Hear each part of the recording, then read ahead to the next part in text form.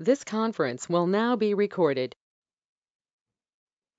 अद्य मंगलवासरः अथवा भौमवासरः ज्येष्ठ शुद्ध सप्तमी दिनांक 7 जून 2022 चरक विमानस्थान अध्याय 8 अंगुलिमान परीक्षण शंखं चक्रं जलौकान् दधतमृतघटं चारुदोर्भिश्चतुर्भिः सूक्ष्मस्वच्छातिहृद्यां शुकपरिविलसन् मौलिमं भोजनेतरं कालाम्भोदोज्ज्वलाङ्गं कटितटविलसच्चारुपीताम्बराढ्यं वन्दे धन्वन्तरिं तन् निखिलगदवनप्रौढता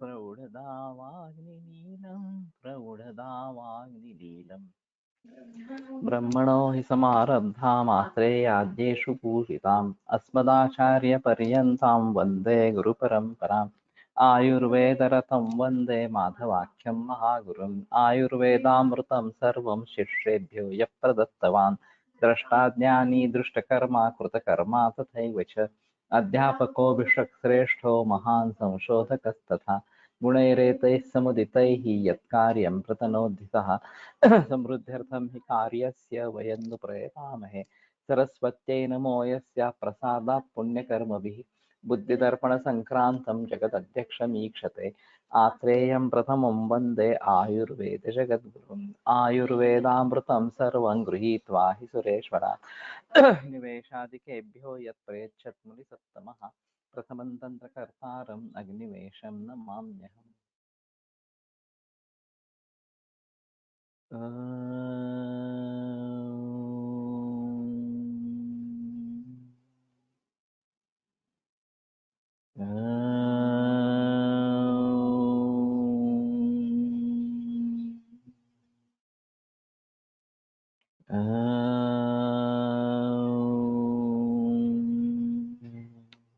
ओम शांति शांति शांति।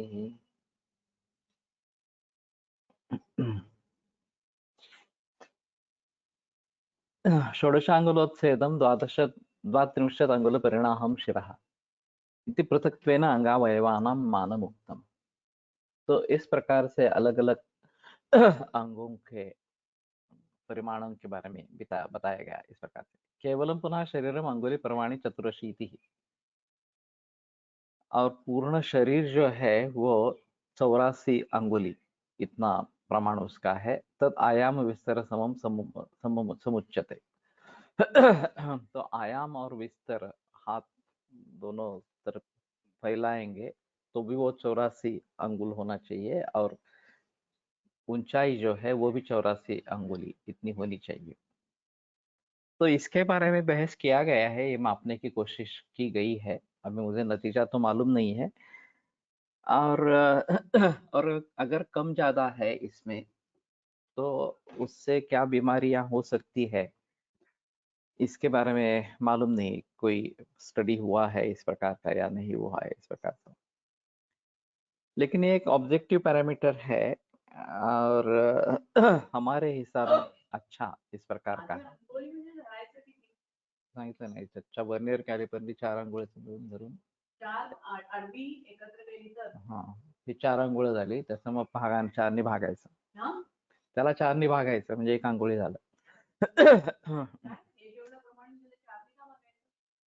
हे प्रौढ प्रमाण मोजायचं, याला 4ने भागायचं, 1 अंगुळी झालं. हाँ, ये भावी साठे की पद्धति है, तो उनका तरीका है इस प्रकार से करने का। लेकिन ठीक है, ये अच्छा इस प्रकार का है। तो अंगूठा को छोड़कर 4 बाकी जो अंगुलियां है उनका वर्नियर कैलिपर से प्रमाण मापे और उसको 4 से भागा कर दे उसका, तो 1 अंगुली का प्रमाण मिल जाएगा। और फिर इसके आधार पर ये सब देखने की कोशिश करेंगे तो ज्यादा अच्छा इस प्रकार का रहेगा। कहने का तात्पर्य अर्थ ये है कि इसका निर्माण तो गर्भावस्था में ही होता है। तो गर्भिणी परिचर्या का पालन करना ये आवश्यक इस प्रकार का रहेगा। अब ये भी एक बात हो सकती है कि सोनोग्राफी तो होती रहती है अभी गर्भिणी अवस्था में, तो उसमें भी कुछ मेजरमेंट देते हैं।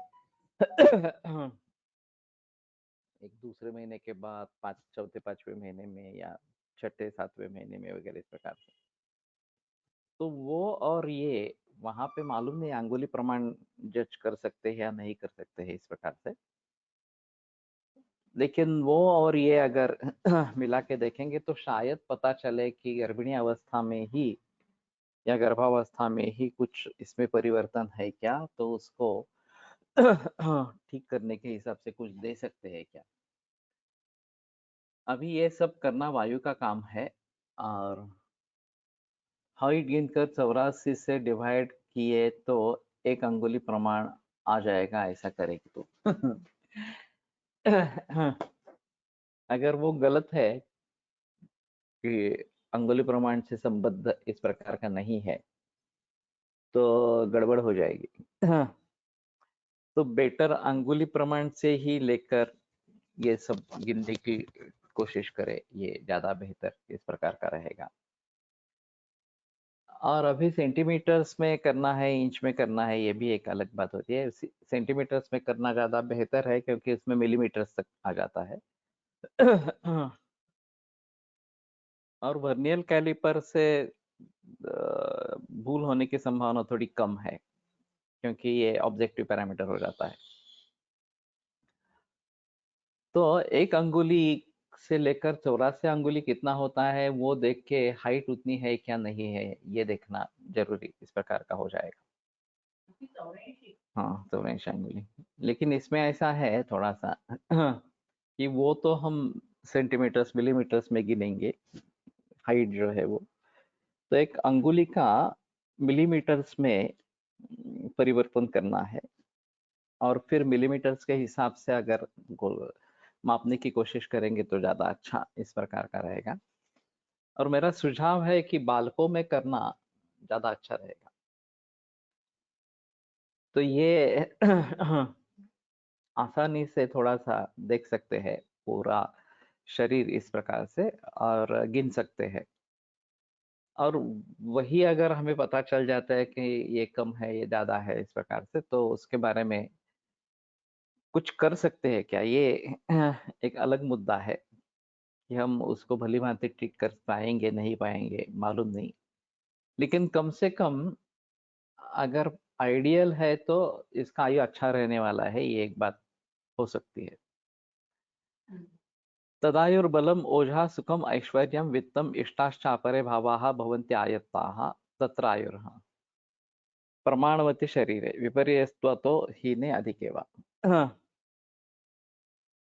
तो प्रमाणवती अगर शरीर है, प्रमाण सुबद्ध इस प्रकार का शरीर है, तो आयु बल ओज सुख ऐश्वर्य वित्त और अन्य इष्ट भाव ये सब भवन्ति आयत्तः उसके ऊपर निर्भर रहते हैं। तो ये उस व्यक्ति को मिल जाते हैं, ऐसा कहना है। तो दूसरी भी बात हो सकती है कि ये अगर सगी भाव है तो उसका अंगुली प्रमाण ठीक है क्या, ऐसा भी थोड़ा देख सकते हैं इस प्रकार से। और हीने अधिक एवं विपर्य, कम ज्यादा है तो इसके विपरीत होगा। तो ये भी मालूम नहीं है कि किस भाव में परिवर्तन आने से किस इस प्रकार का अधिदैविक भाव में परिवर्तन आता है, ये भी पता नहीं है। तो ये बात अभी समझने के लिए हमें अंगुली प्रमाण करके देखना चाहिए, ये सबसे बेहतर है। तो मैं मानता हूँ कि शारीर रचना में इसके लिए काफी स्कोप है क्योंकि वो उन्हीं का विषय है। तो ज्यादा से ज्यादा लोग इसमें अगर काम करेंगे तो बेहतर होगा। आजानुबाहु जो हो, होते उनमें ही विस्तार हाइट जितना है होता जितना ही होता, बाकी लोगों में काम कम आता। आजानुबाहुम ये राम का विशेषण बताया गया है राम रक्षा में। जाहे आजानुबाहुम धृतशरधनुषम बद्ध पद्मात्मा समस्तम इस प्रकार से। और बहुत सारे लोगों के बाहु जानू तक नहीं पहुंचते हैं।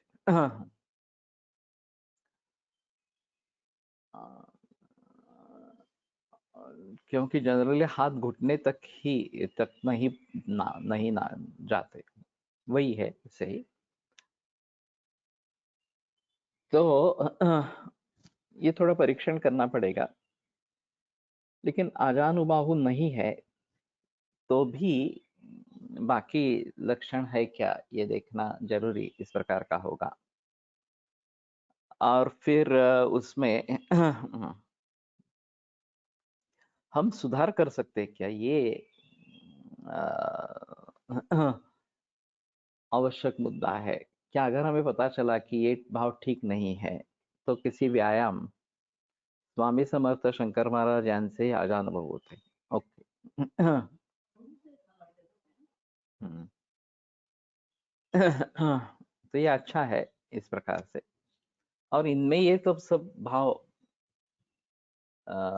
दिखाई देते हैं, बल ओज सुख ऐश्वर्य वित्त वगैरह इष्ट अपर भाव, इस प्रकार से ये सब स्वामी समर्थ शंकर महाराज इनमें तो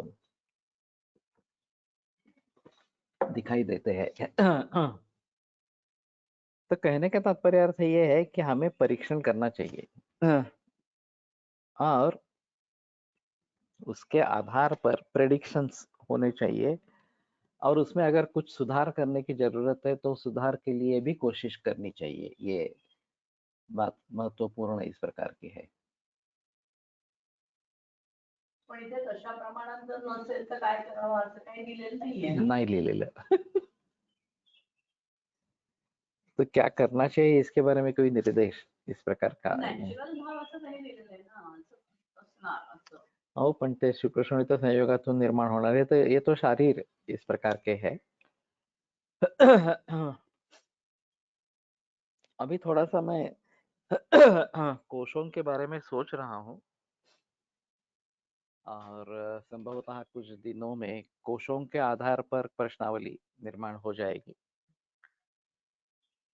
ये जो अन्नमय कोश है वो फिजिकल बॉडी से रिलेटेड इस प्रकार का है। तो फिजिकल पैरामीटर्स जो है वो अगर हम भली भांति देखेंगे तो अन्नमय कोश कैसा है इसके बारे में थोड़ा सा सोच सकेंगे। और उस हालत में परिवर्तन उसमें क्या लाना है इसके बारे में सोच सकते हैं। फिर प्राणमय कोश जो बताया जाता है वो प्राण क्या है ये एक अलग चीज है, लेकिन हम अगर मानते हैं कि पंच प्राण इस प्रकार के हैं और 5 प्रकार के वायु इसमें शामिल है और सभी क्रियाएं उसके ऊपर निर्भर है, और प्राणायाम उसी प्रकार का, उसी का कुछ उपाय इस प्रकार का है।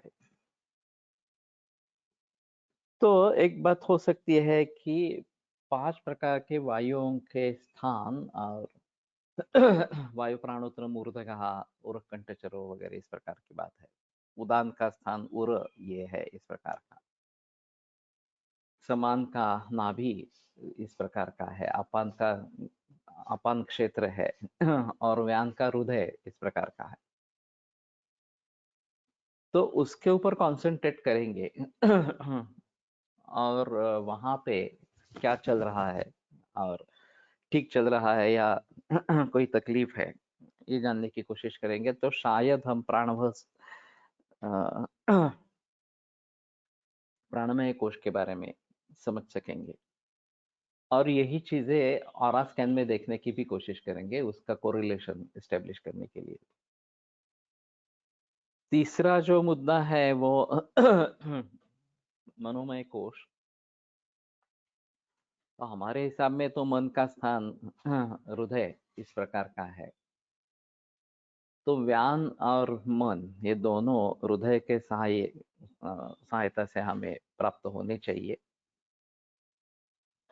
नहीं तो कुछ लोग ये मस्तिष्कगत मन भी मानते हैं, मस्तिष्क ये भी मन का एक स्थान मानते हैं, तो उसके बारे में भी थोड़ा सोचना पड़ेगा इस प्रकार से।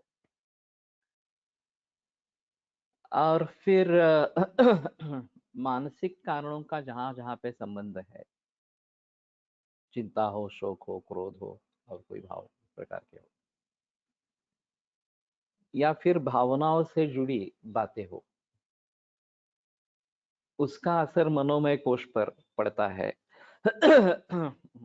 और वो हम क्वेश्चनरी के जरिए पूछ सकते हैं कि कोई इस प्रकार का हादसा हुआ था क्या, आपको किसी के बारे में जेलसी है क्या, क्रोध है क्या, वगैरह वगैरह इस प्रकार के बारे में। अगर इन सवालों का जवाब हाँ में आता है तो शायद ये मनोमय कोश के बारे में थोड़ा सोच सकेंगे।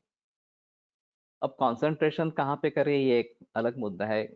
हृदय या मस्तिष्क इसमें कंसंट्रेशन अगर कर पाएंगे तो शायद मनोमय कोश के बारे में पता चलेगा। ज्ञानमय विज्ञानमय कोश जो है वो मन और बुद्धि इन दोनों का मिलाप इस प्रकार का है, और अंतिमतः निर्णय बुद्धि लेती है इस प्रकार से। जायते विषय तत्रया बुद्धिर निश्चयात्मिका व्यवस्थिततया वक्तुं कर्तुं वा बुद्धिपूर्वकम्। तो विज्ञानमय कोश ये और उससे के आगे उसके पर इस प्रकार का होगा, और जहां हमें लॉजिकल थिंकिंग में कुछ बदलाव आ रहे हैं और लॉजिकली जो योग्य है वो निर्णय हमने नहीं लिया, गलत निर्णय इस प्रकार का कर लिया और फिर आगे उसके परिणाम भुगतने पड़े इस प्रकार से। तो ये विज्ञानमय कोश का विषय इस प्रकार का रहेगा। या फिर ज्ञान अच्छा नहीं हो रहा है, इस प्रकार से सही तरीके से नहीं हो रहा है, तो विज्ञानमय कोश अफेक्ट हुआ है, ऐसा कुछ सोच सकते हैं।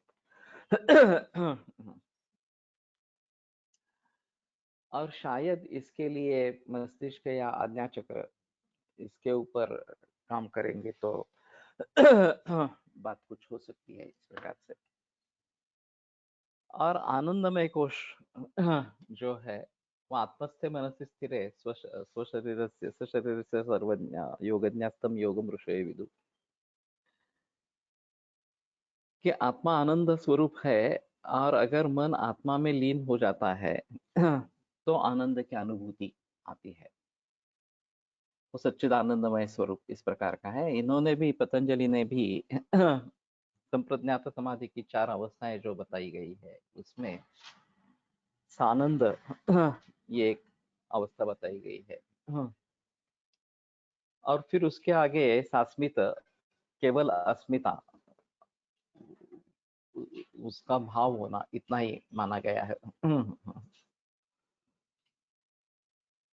तो आनंद की अनुभूति होना ये एक अहम मुद्दा इस प्रकार का होगा। और आत्मस्थ मनस स्थिर ये काफी मुश्किल इस प्रकार का काम है। मन इंद्रियों द्वारा भटकता रहता है और विचार आते रहते हैं, तो उन सभी को टाल के सिर्फ आत्मा में मन को स्थिर करना। और इसमें अगर प्रॉब्लम है कि आत्मा में स्थिर नहीं कर सकते तो दुखी होते रहते हैं। छोटे छोटे बातों को लेकर दुखी रहते हैं, और किसी भी चीज से दुख कैसे लेना है इतना ही मालूम होता है, आनंद कैसे लेना है मालूम ही नहीं होता। तो आनंदमय कोश में लीन होने के लिए आनंद लेना सीखना जरूरी है, छोटे छोटे बातों। और फिर बाद में सच्ची आत्मा में डूब जाएंगे तो आनंद मिलेगा ही, उसमें कोई संदेह की बात नहीं है। वहां भी अटकना नहीं है, योग के अनुसार उससे भी आगे अस्मिता ये बताते हैं, और फिर ये असंप्रज्ञात समाधि में चला जाता है, प्रकृति का भी लय हो जाता है इस प्रकार से। तो कम से कम अगर हम चिड़चिड़ापन है ऐसा मान लेते हैं, किसी भी बात के लिए गुस्सा आता रहता है, ये ठीक नहीं है, ये ठीक नहीं है, इसी प्रकार की बातें मन में आती रहती है, तो उनको बाजू में रखकर क्या अच्छा है, किससे मुझे आनंद हो रहा है, ये देखना, ये शायद हम आनंदमय कोश की तरफ जाएंगे। तो अभी मैं मान रहा हूं कि इन कोशों के आधार पर सवालों का निर्माण किया जाए। फिजिकल लेवल पे जो है अन्नमय कोश है, वो तो हमें जानकारी खाना पीना लाइफस्टाइल इस सब से मिल जाएगी, और वहाँ पे कहाँ कहाँ गलतियां है, कहाँ कहाँ सुधार आवश्यक है, ये हम सोच पाएंगे। एमडीएसएस में भी ये मिल जाएगा, कौन से दोष धातु मल वगैरह इन्वॉल्व हुए हैं, किस प्रकार के रोग होने की संभावना है, ये सब हमें अन्नमय कोश के बारे में फिजिकल लेवल पर पता चलेगा। प्राणपान वगैरह के बारे में हम अगर किसके कार्य में विकृति आ रही है, ये अगर देखेंगे तो शायद उसके बारे में कुछ पता चलेगा। ये हमें थोड़ा हमारी केस हिस्ट्री से भी पता चलेगा, और थोड़ा और स्कैन वगैरह के जरिए भी पता चल सकेगा। मनोमय कोश के बारे में, मानसिक विकारों के बारे में हमें चिंता शोक भय क्रोध वगैरह इस प्रकार के भाव है क्या, भावनाएं है क्या, इस प्रकार से प्रश्न पूछेंगे तो शायद बात चलेगी।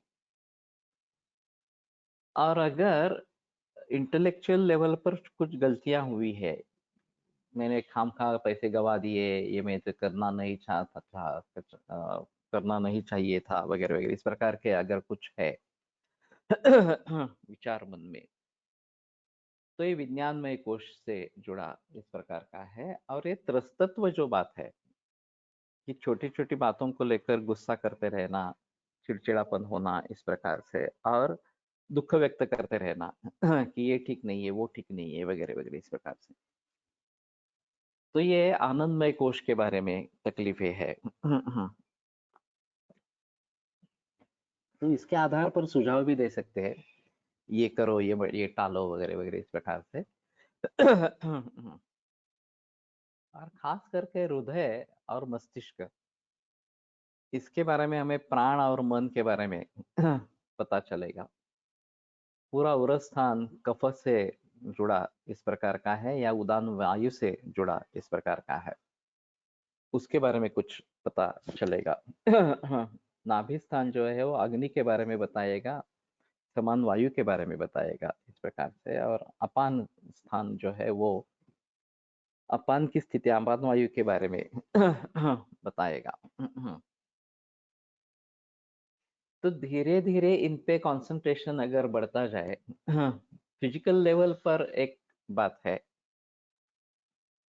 फिर ये प्राणादि प्राणापान आदि इनके ऊपर एक बात है, फिर ये मन के ऊपर कंसंट्रेट करना या मन के बारे में सोचना, मैं चिंताग्रस्त हूँ, मैं दुखी हूँ वगैरह वगैरह इस प्रकार से।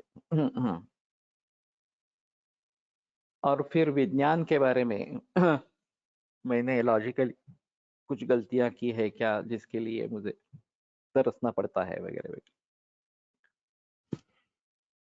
तो एक आयुर्वेदीय निदान पंचकोशों के साथ हो जाएगा। और उसके आधार पर योग में कुछ उपाय सुझाए जा सकते हैं, उसके आधार पर ऑरा स्कैन के आधार पर कुछ उपाय सुझाए जा सकते हैं। और लाइफस्टाइल को सुधारना, खाने पीने की चीजें सुधारना, और औषधियों का प्रयोग करना रोग के अनुसार, दोष दूष्य के अनुसार, ये तो हम करते ही आ रहे हैं, इसमें कोई संदेह की बात नहीं। लेकिन ये जो एब्स्ट्रैक्ट भाव है, उनको हम कैसे समझेंगे, ये एक आवश्यक मुद्दा है। ज्यादा ध्यान उसकी तरफ दिया नहीं जाता है। एक आयुर्वेद की खासियत है, सर्वांगीण दृष्टिकोण, सर्वांगीण विचार, ये आयुर्वेद की खासियत है, और उसके ऊपर ज्यादा जिक्र नहीं किया जाता। तो मैं बहुत सालों से इसके बारे में सोच रहा हूँ, क्वेश्चनर तो हमने बनाई है अभी जो है वो, लेकिन उसका भली भांति प्रयोग नहीं होता, इस्तेमाल नहीं होता। हमें चाहिए कि हम भली भांति उसको प्रैक्टिस में लाने की कोशिश करें। और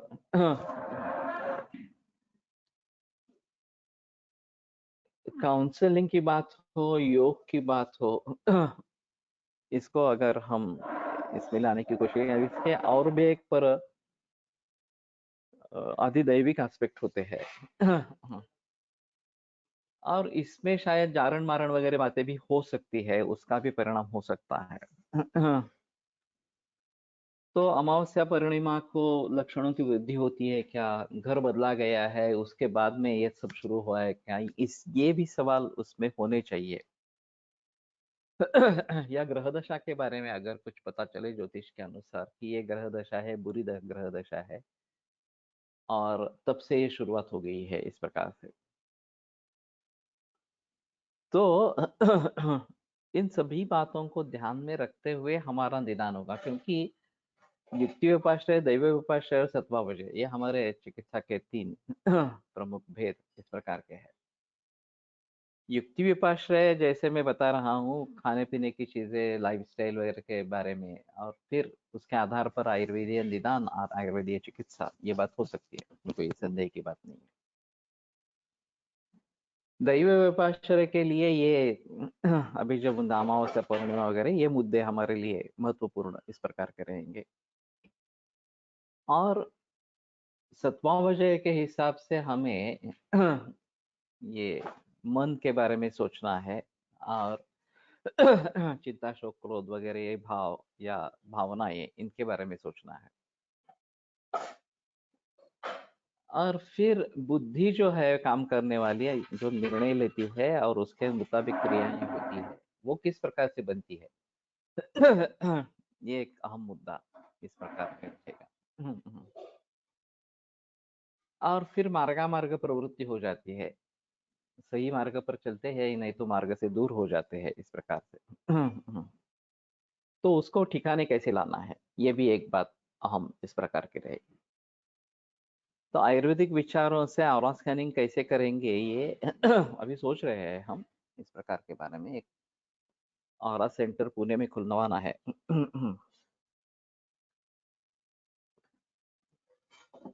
अभी का जो इंटरप्रिटेशन है वो लेकर हम नहीं चलना चाहते क्योंकि वो चाइनीज मेरिडियंस के आधार पर है। वो कहते हैं कि हम कोष भी देखते हैं, चक्र भी देखते हैं इसमें इस प्रकार से, लेकिन उसका कोई ठोस सबूत इस प्रकार का नहीं है कि सच्चे ढंग से यही देखते हैं इस प्रकार से। तो ऑब्जेक्टिव पैरामीटर्स अगर हम हमारे ग्रंथों में से कुछ इस प्रकार से निर्माण करने की कोशिश करेंगे, जैसे एक विजुअल एनालॉग होता है कि ये सब्जेक्टिव को ऑब्जेक्टिव में परिवर्तित करता है उसी प्रकार से इन क्वेश्चनर्स के द्वारा हम विजुअल एनालॉग इस प्रकार का बनाएंगे और ये जांचने की कोशिश करेंगे और फिर इसका कोरिलेशन स्कैनिंग से करने की कोशिश करेंगे। मैंने एक बार वाग्भट राजस्थान 5वें अध्याय से ये प्रभा छाया का वर्णन एक बार देख लिया, पढ़ लिया एक बार फिर से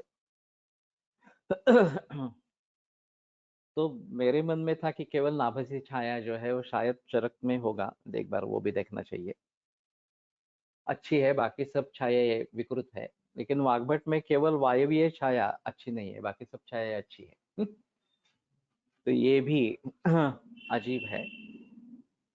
और वर्णम आक्रामतित छाया भा प्रकृष्टा प्रकाशते, ये जो बात बताई गई है, तो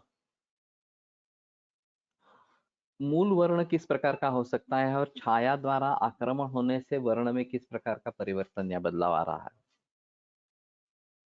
और ये जो वर्णन है ये आया है रिष्टाधिकार में वास्तव में इस प्रकार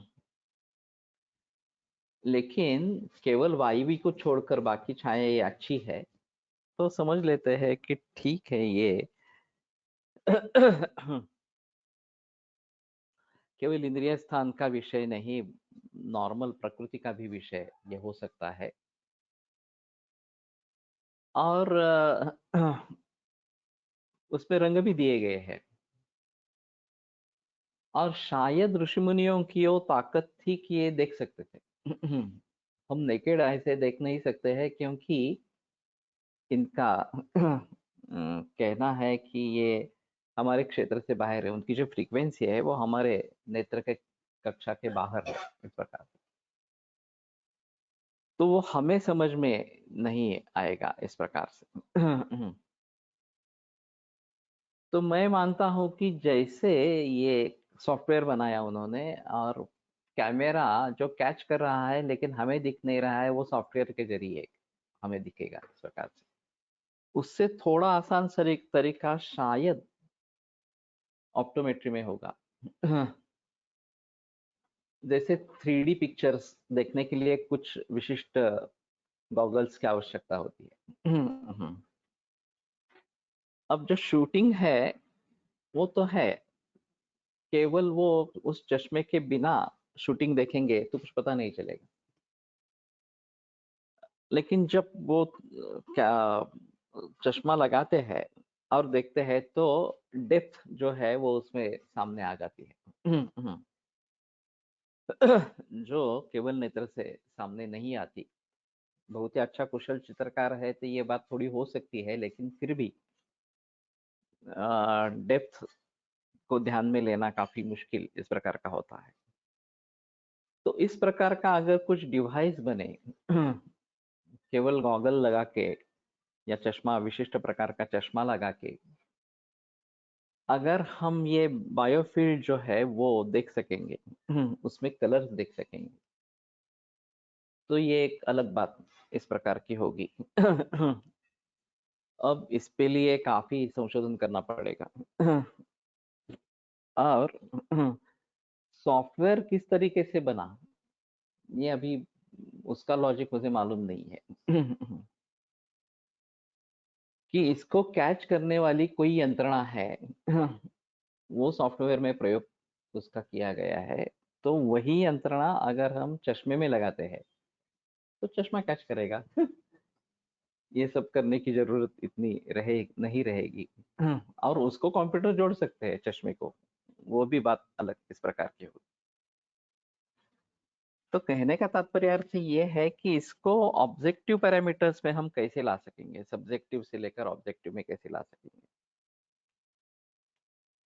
और ये पंचमहाभूतों की छाया कैसे होती है, उसका किस प्रकार से असर होता है, इसके बारे में अगर जानकारी हासिल होती है, ऑब्जेक्टिव पैरामीटर्स अगर डेवलप होते हैं, तो एक अलग मुद्दा इस प्रकार से रहेगा। तो मैं सोच रहा हूँ कि अच्छी तरीके से हमें पूरा निदान हो जाए, होलिस्टिक मैनर से पूरा निदान हो जाए। अभी जो हम कर रहे हैं वो जो जो चीज जानता है उसको लेकर वो कर रहा है, और वो समझता है यही संपूर्ण है, आगे उसके कुछ है ही नहीं इस प्रकार। तो ऐसी तो स्थिति नहीं है।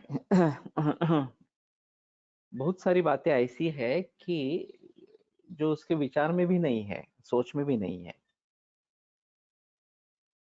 तो मूल ग्रंथों का अध्ययन बार बार करने से ये बातें सामने आ सकती है। छाया प्रभा मैंने कम से कम 2 बार तो पढ़ा है। सुनी विशा इंची कसी, अभी इसमें छाया प्रभा फिर से आएगा चरक में। अभी शारीरिक स्थान आएगा, फिर इंद्रिय स्थान आएगा, तो उसके बारे में बहस हो सकती है, खास करके छाया प्रभा के बारे में। लेकिन जब मैंने ये किताब पहली बार सुनी, देखी इस प्रकार की, पढ़ ली पूरी, और मैं थाने में जाकर एक बार वो ऑरा स्कैनिंग देख के आया। फिर उनका यहाँ पे पुणे में व्याख्यान भी हुआ था, वो भी मैंने अटेंड किया। तो मैं गहराई में जाकर इसके बारे में सोच रहा हूँ कि कैसे इसको एस्टेब्लिश करने की कोशिश करेंगे। और मेरा मकसद है सर्वांगीण दृष्टिकोण, ये आयुर्वेद की खासियत है। तो उसी को लेकर आगे जाना है। अभी हम फ्रैगमेंटेड अप्रोच एलोपैथी से कर रहे हैं, उससे काफी बेहतर हमारा फ्रैगमेंटेड अप्रोच है, लेकिन उसके कई गुना ज्यादा एक्चुअली होना चाहिए इस प्रकार से। तो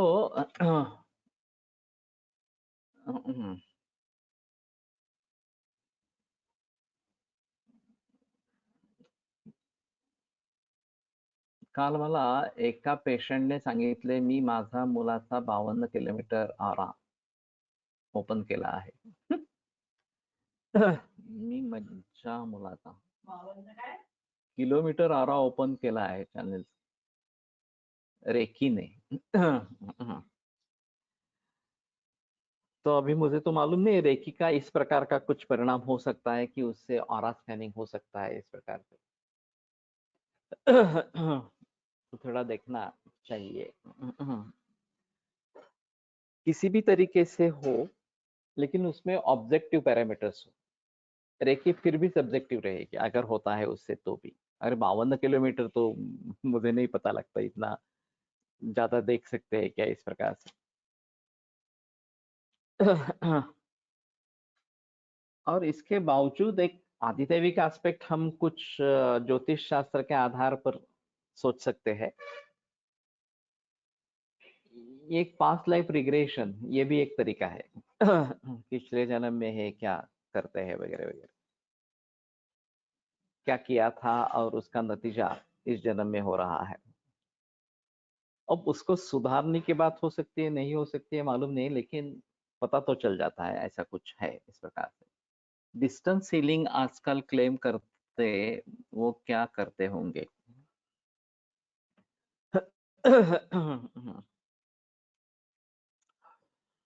इसमें ऐसा है एक अद्भुत शक्ति है विश्व में समाई गई इस प्रकार की।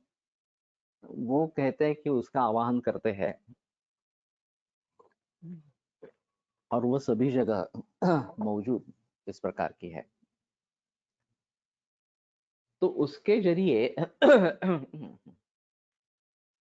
एक टेलीपैथी की बात कही जाती थी। कई लोगों का अनुभव है कि बहुत अंतर पर है, मोबाइल वगैरह कुछ नहीं है, टेलीफोन नहीं है, कुछ भी नहीं है, फिर भी ये जो बताते हैं उसको सुनाई देता है, वो जो बताते हैं इसको सुनाई देता है इस प्रकार से। अभी मोबाइल की क्रांति जो हुई, पहले लैंडलाइन आ गया और फिर ये फिजिकल नेटवर्क होना चाहिए, वायर से जोड़नी चाहिए इस प्रकार से। और जब से मोबाइल का टेक्निक आ गया, फ्रीक्वेंसी मैच करना, और ये कहीं भी हो वो मोबाइल, फिर भी कुछ सेकंड में उसके साथ फ्रीक्वेंसी मैच हो जाती है, कनेक्शन हो जाता है। तो ये फ्रीक्वेंसी कैच करना ये यंत्रों के जरिए आगे आ रहा है और मैं उसी की बात कर रहा हूँ। ऑरा स्कैनिंग ये यंत्रों के जरिए इस प्रकार से करने की बात। तो ये सब तरक्कियां इलेक्ट्रॉनिक्स फील्ड में हुई है। और ये रेकी वगैरह इस प्रकार की जो बातें हैं, डिस्टेंट हीलिंग इस प्रकार की जो बातें हैं, वो योगी लोग कर सकते हैं, उसमें कोई संदेह की बात नहीं है।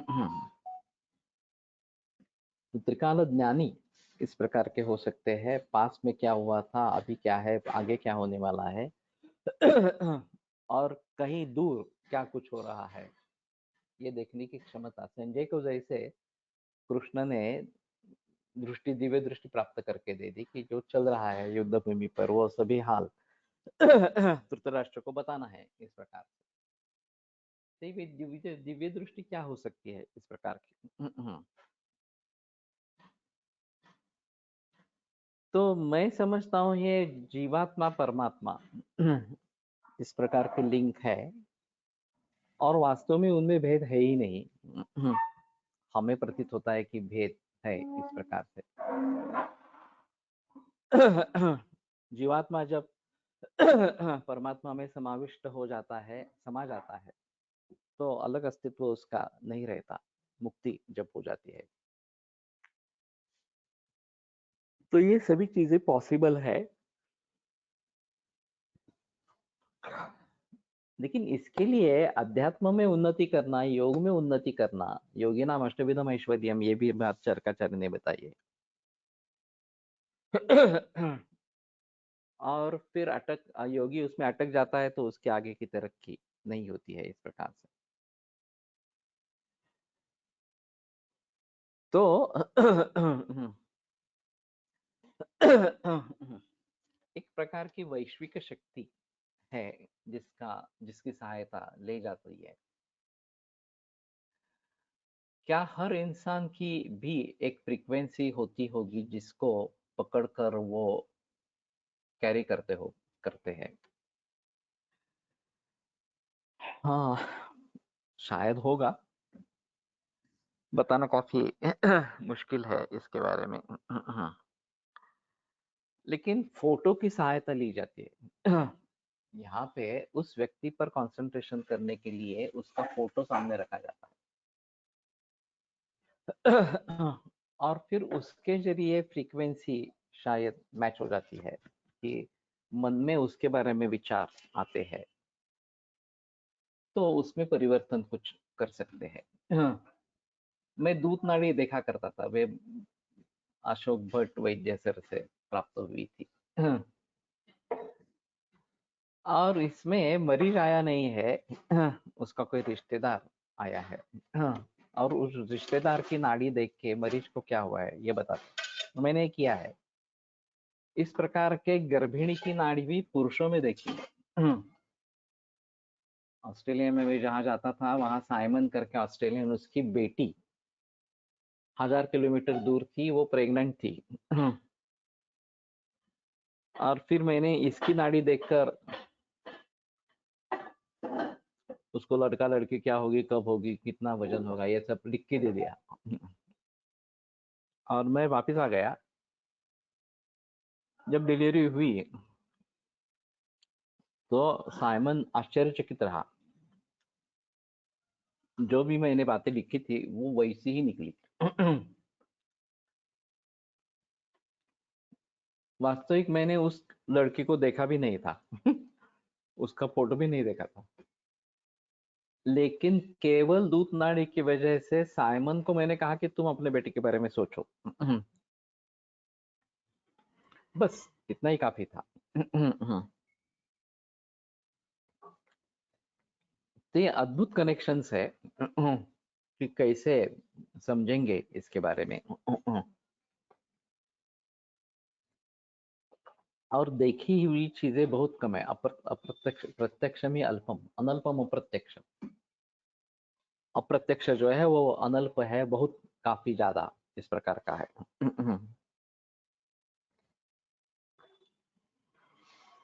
तो मैं अभी सोच रहा हूँ कि टेक्नॉलॉजी के जरिए माझी पण सांगितलं होतं त्यांची स्वतःची नाडी बघून। ओके। तो उस समय में मेरा एक गर्भलिंग अनुमान के ऊपर मैंने एक निबंध लिखा था, जिसको पहला प्राइज मिल गया था। मैं उस समय में इंटर्नशिप कर रहा था ताराचंद में, और मैंने काफी गर्भिणियों की इस प्रकार का नाड़ी परीक्षण करके लिख के दिया था वहां पे।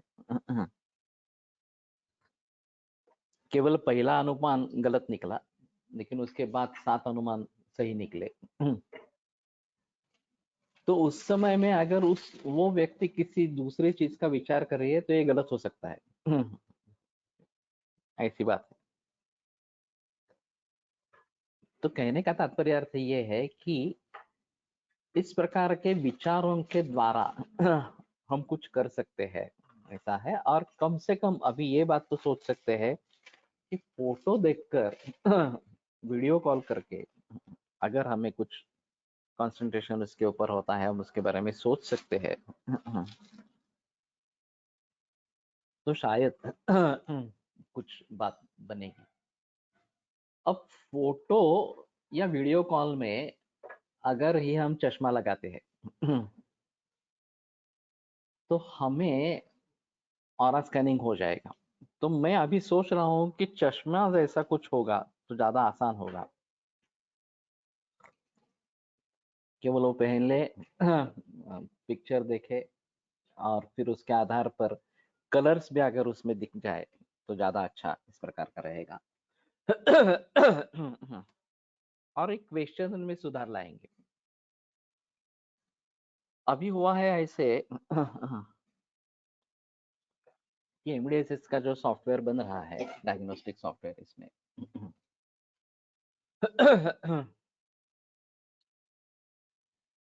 तो उसमें जो भी इन्फरेंस और जो भी इनपुट हम दे देंगे, उसके आधार पर तुरंत बैकग्राउंड में कंप्यूटर का काम शुरू हो जाएगा और दोष धातु मल वगैरह के बारे में जानकारी प्राप्त होती रहेगी या रोग के बारे में जानकारी प्राप्त होती रहेगी। लेकिन उसके आगे जाकर ये आधि भौतिक, आधि दैविक, आध्यात्मिक, ये भी एस्पेक्ट्स अगर हम समझ पाएंगे और उसके लिए कुछ इस प्रकार का ऑरा स्कैनिंग हो या कोई दूसरा तरीका इस प्रकार का हो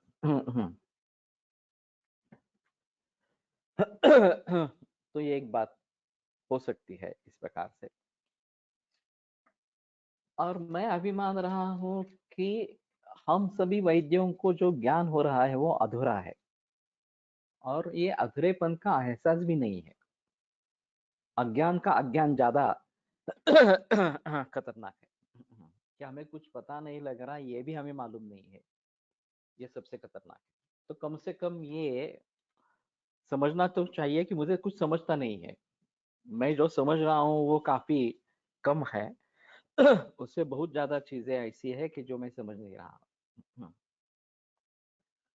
जब मैंने ये सोचा कि मुझे मूल ग्रंथों से आयुर्वेद समझना है और इसलिए सामान्यांच विशेषंच गुणांद्रव्याणि कर्मच इस सूत्र को लेकर मैं आगे बढ़ा और फिर ये सृष्टि विशिष्ट पुरुष विशिष्ट भाव ऐसे करके प्रातिपदिक कोश की स्थापना की। तो फिर भी ये युक्ति व्यापाश्रय पर ज्यादा निर्भर है। आध्यात्मिक और आधि दैविक इस एस्पेक्ट में ये फिर भी कम है। आध्यात्मिक एस्पेक्ट के बारे में हमने क्वेश्चनर बना रखी है, लेकिन उससे से इन्फ्लुएंस लेके कुछ करना है ये बात तो नहीं हो रही। केवल एक जानकारी इकट्ठा हो जाती है, इतना ही होता है। तो उसके आधार पर चिकित्सा में किस प्रकार से परिवर्तन करना है, किस प्रकार के सुझाव देने हैं, और केवल काउंसलिंग से बात नहीं बनेगी। बहुत सारे लोगों में काउंसलिंग के लिए लोग तैयार ही नहीं होते। वो अपने ही सोचते रहते हैं अपने ही तरीके से, और दूसरा कुछ एक्सेप्ट करने के लिए तैयार ही नहीं है। तो ये बात नहीं हो सकती। अब ये ज्ञानेश्वर माउली सीरीज चल रही है। इतने सारे चमत्कार दिखाए गए हैं और चमत्कारों के बाद लोग विश्वास करने लगते हैं कि अरे ये कुछ अध्यात्म वगैरह ऐसी कुछ चीज है। वास्तव में ये सभी चीजें चमत्कार तो नहीं है। इसके पीछे लॉजिक है। लेकिन हम लॉजिक को समझते नहीं है, इसलिए उसको चमत्कार कहते हैं। तो इसके हिसाब से अगर हमें कुछ करना है तो मुझे सभी के बारे में लॉजिकल ज्ञान होना जरूरी इस प्रकार का रहेगा। शल्य निवारण, श्वसन, उत्पादक श्वसन ऐसा ब्रह्म विद्या में सिखाते हैं, ऐसा मेरे फ्रेंड ने बताया है। शल्य निवारण, श्वसन, उत्पादक श्वसन, ये क्या कंसेप्ट है देखना चाहिए। गिल्ट में राहत।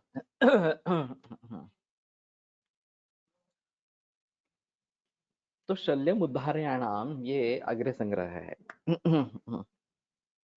अब फिजिकल शल्य को निकालना चाहिए, उसमें कोई संदेह की बात नहीं है, लेकिन जो अंतःशल्य है उसको कैसे निकालेंगे? उसको अगर हमें पता ही नहीं चलता कि अंतःशल्य है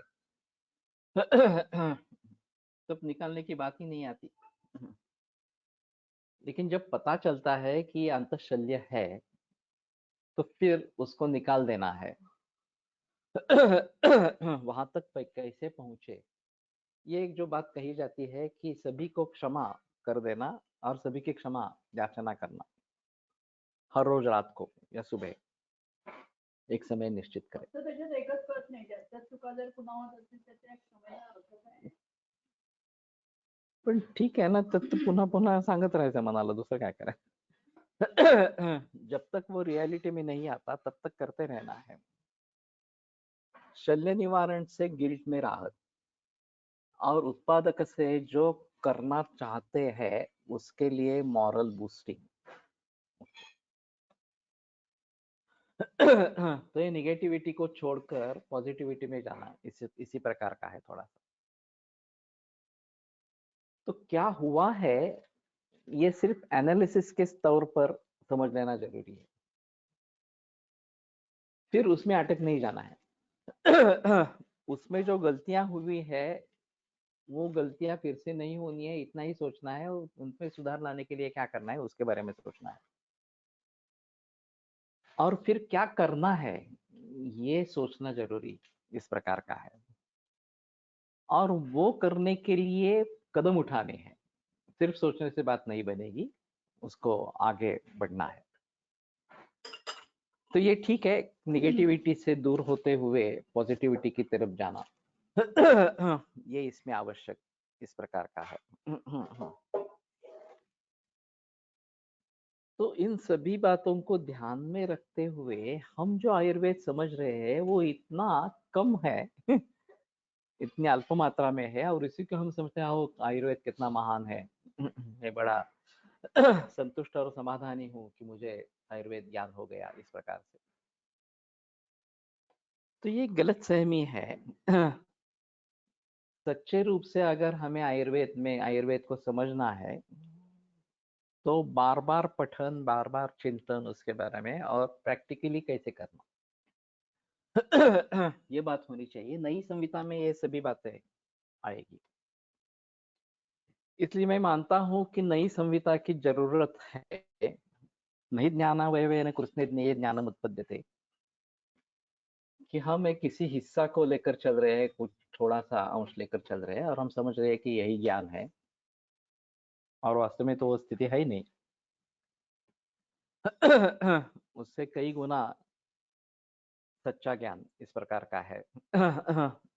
और हमें उसके बारे में कुछ पता ही नहीं है इस प्रकार से। तो केवल आधुनिक वैद्यक तो केवल फिजिकल प्रॉपर्टीज को लेकर चल रहा है, वो तो ये मन, बुद्धि, अहंकार और ये आदि दैवी, इसके बारे में कुछ सोच ही नहीं सकता।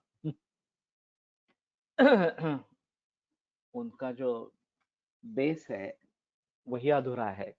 हमारे पास बेस तो अच्छा है, तो अगर हम सोचना चाहते हैं तो हम जरूर सोच सकते हैं, उसमें उसके बारे में कोई संदेह नहीं है इस प्रकार से। केवल ये ग्रंथों के आधार पर हो और तकनीक की सहायता लेते हुए ऑब्जेक्टिव पैरामीटर्स पर सेट करने की कोशिश करेंगे तो पूरे विश्व भर में उसको मान्यता मिलेगी इस प्रकार से, और थोड़ा आसानी हो जाएगी। सब्जेक्टिव जो नॉलेज है वो सब्जेक्टिव नहीं रहेगा, ऑब्जेक्टिव इस तौर पर आ जाएगा। और फिर आर्टिफिशियल इंटेलिजेंस लगा सकते हैं नतीजे पर पहुंचने के लिए। तो बहुत सारे भाव है, उन सभी भावों को भली भांति सोचना, भावों के बारे में भली भांति सोचना, और उसके मुताबिक कुछ कर पाना, डिसीजन ले पाना, और फिर चिकित्सा कर पाना। अंतिमतः हमारा उद्देश्य चिकित्सा कर पाना, ये इस प्रकार का होना चाहिए। और अभी जो पाला पड़ रहा है वो रोगियों से पाला पड़ रहा है, रोगों से, विभिन्न रोगों से इस प्रकार से जो ग्रस्त इस प्रकार के लोग हैं उनके बारे में हमें सोचना है। लेकिन आगे चलकर मुक्ति का तत्व ज्ञान भी आयुर्वेद पढ़ाता है। इन सभी बातों को हम भली भांति समझ लेंगे तो हम मुक्ति की तरफ मार्गक्रमण कर सकते हैं। ये पोटेंशियल शास्त्र में है। तो मैं तो उसके बारे में जरूर सोचने वाला हूँ, उसमें कोई संदेह की बात नहीं है कि मुझे मुक्ति मिले इसके बाद में। लेकिन ये सब करने के लिए ज्ञान मार्ग एक मार्ग है, भक्ति मार्ग दूसरा मार्ग है। मराठी गुरुजी ने मुझे कहा था कि ये सब बातें छोड़ो, पहले तो मुझे बताते थे कि वेदांत का अध्ययन करो। कि न्याय विशेषिक में मत ज्यादा उलझते रहो। मुझसे हुआ नहीं एक्चुअली। बाद में वो बताने के लिए कि वेदांत भी छोड़ो, फिर नाम स्मरण करो। बाकी कुछ करने की जरूरत।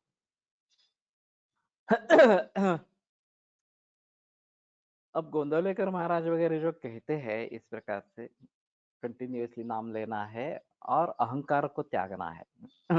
मैं करता हूं ये बात छोड़ देनी है। वो करने वाला है, मैं केवल उसका एक अंगभूत इस प्रकार का हूं।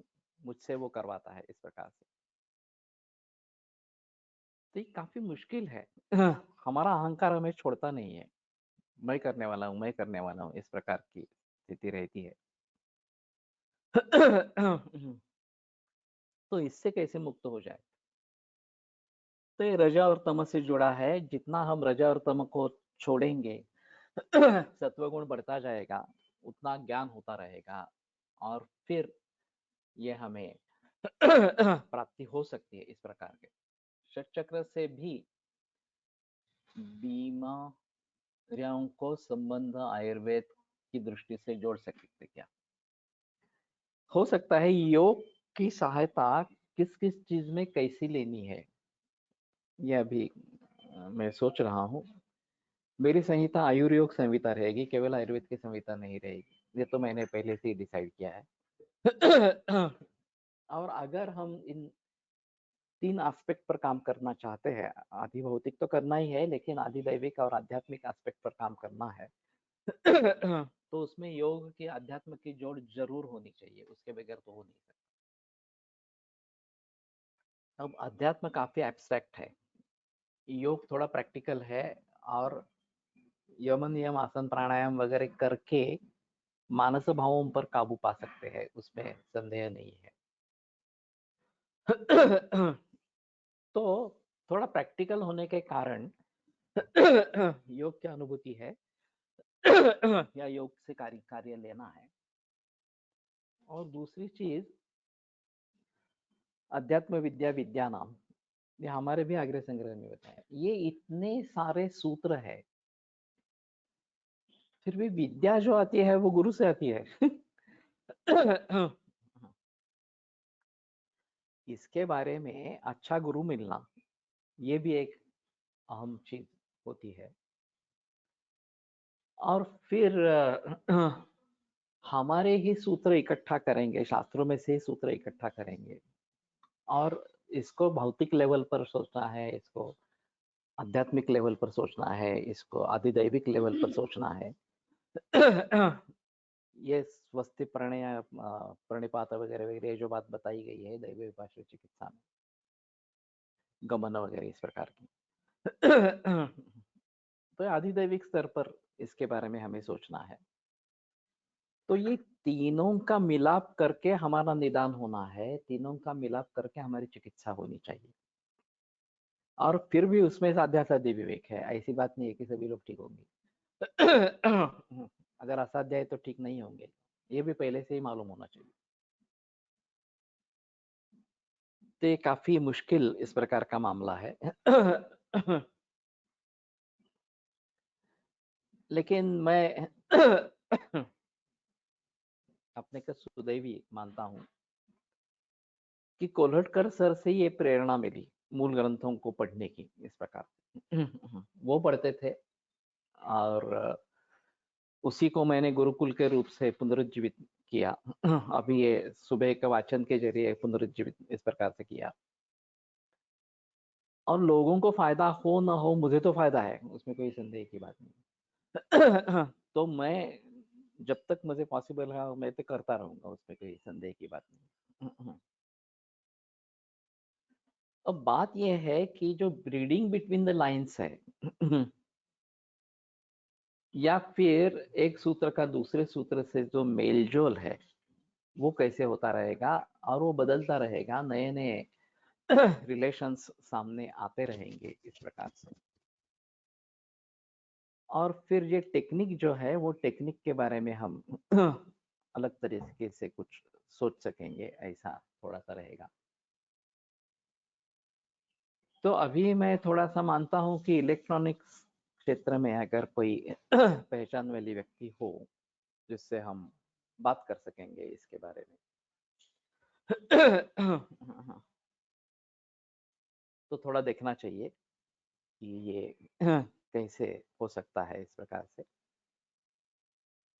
और ऑब्जेक्टिविटी अगर डेवलप करेंगे तो सभी के लिए आसान थोड़ा सा होगा। तो ठीक है, आज यहीं पे रुकते हैं, कल आगे बढ़ेंगे।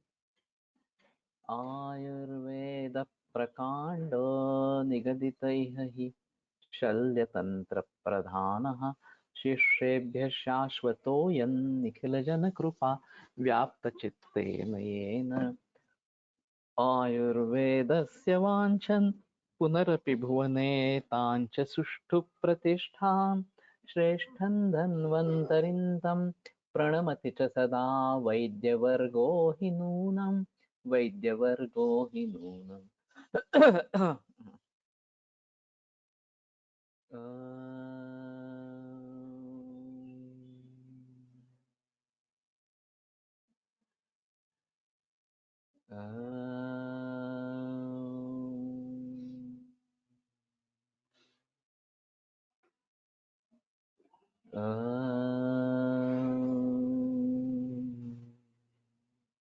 ओम शांति शांति शांति।